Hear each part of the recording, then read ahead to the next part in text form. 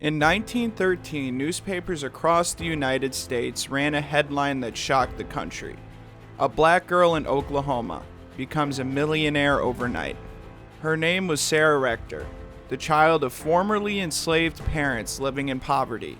Yet within months, she was thrust into a national spotlight, praised, attacked, investigated, and even targeted for kidnapping, all because of oil on land she legally owned. Her story isn't a fairy tale or a rags to riches myth.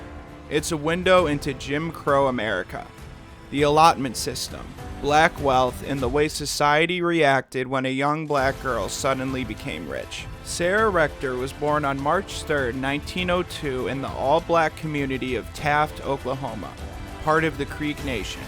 Her parents, Rose McQueen and Joseph Rector, were descendants of enslaved people owned by Muskogee Creek families before the Civil War. After emancipation, the Creek Nation granted citizenship and land rights to their formerly enslaved people, known as freedmen.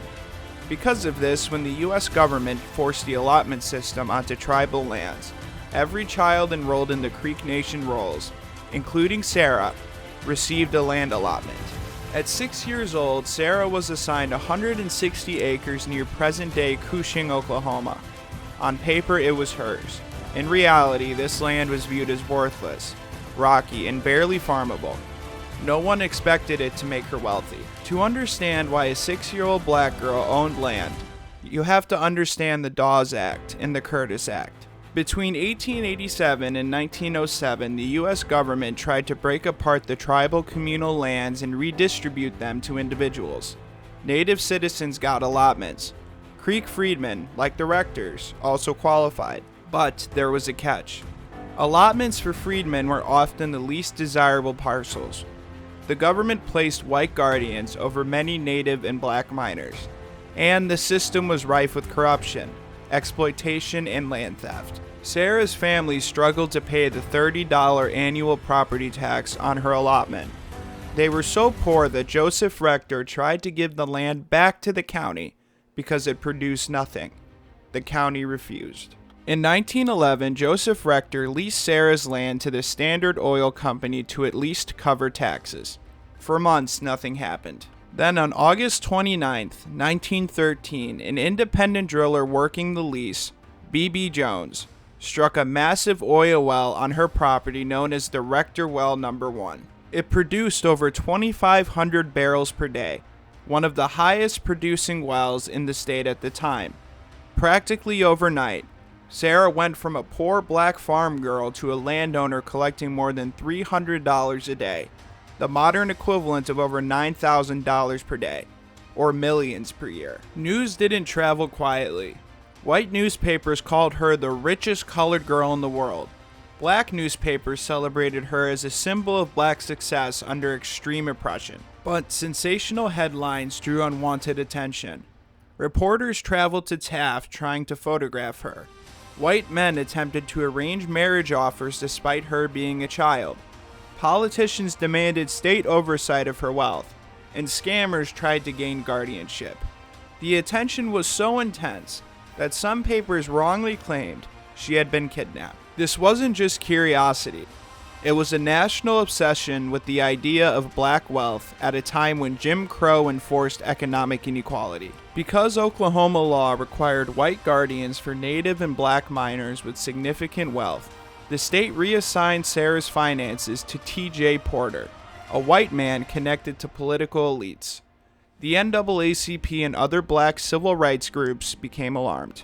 Letters flooded in, accusing local officials of mismanaging her funds, exploiting her wealth, neglecting her education, and attempting to take control of her land permanently. In 1914, the NAACP launched an investigation led by Booker T. Washington, Webb Du Bois, and other prominent figures. Their report concluded Sarah was not being physically mistreated, but her financial oversight system was deeply flawed, and she remained vulnerable to exploitation. The investigation forced Oklahoma officials to increase accountability, although the guardianship system itself remained discriminatory. As her wealth grew, Sarah's options expanded. She was enrolled in Tuskegee Institute, the prestigious black boarding school founded by Booker T. Washington. It offered business training, practical education, and a safe environment away from the chaos in Oklahoma. She continued receiving substantial royalties from multiple wells drilled on her allotment. By adulthood, she owned land holdings across Oklahoma, investments in oil companies, a restaurant, a boarding house, and stocks and bonds generating regular income. But she didn't flaunt her wealth. By all records, Sarah lived relatively quietly and kept her finances private. Sarah married Kenneth Campbell in 1920.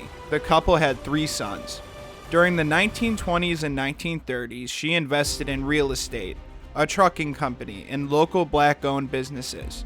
Although some journalists assume she squandered her oil fortune, tax records show she remained financially stable for decades. After divorcing Campbell, she later married William Crawford, another businessman. Throughout her life, Sarah avoided the kind of publicity that had overwhelmed her childhood. She rarely gave interviews and kept a low community profile. By the 1940s and 1950s, Sarah lived comfortably in Kansas City, Missouri, where she continued managing her properties. She died on July 22, 1967, at the age of 65. Although she no longer held the sensational Richest Girl title, she died with steady assets, rental income, and land still producing royalties. Her story faded from mainstream memory until recent decades revived interest in the allotment era, black wealth, and overlooked histories of the early 20th century. Sarah's life exposes the contradictions of her era. Black wealth was treated as a threat. Her sudden fortune triggered panic, scrutiny, and attempts at control. The allotment system was still discriminatory.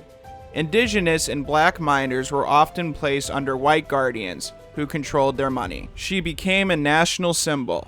For black Americans, she represented possibility. For white Americans under Jim Crow, she challenged racial assumptions. Her life was not a fairy tale. She wasn't a princess, and the oil strike didn't magically eliminate racism. She faced systemic obstacles every step of the way, yet she succeeded anyway. Not because of luck alone, but because of resilience, supportive institutions like Tuskegee, and the careful management of her assets. Sarah Rector's story is more than an extraordinary headline from 1913. It's a rare example of a black child in Jim Crow America who gained wealth, held onto it, and used it to build a stable life, despite a society designed to strip it away. Her legacy forces us to confront uncomfortable truths about race, land rights, child guardianship laws, and the barriers placed in front of black prosperity.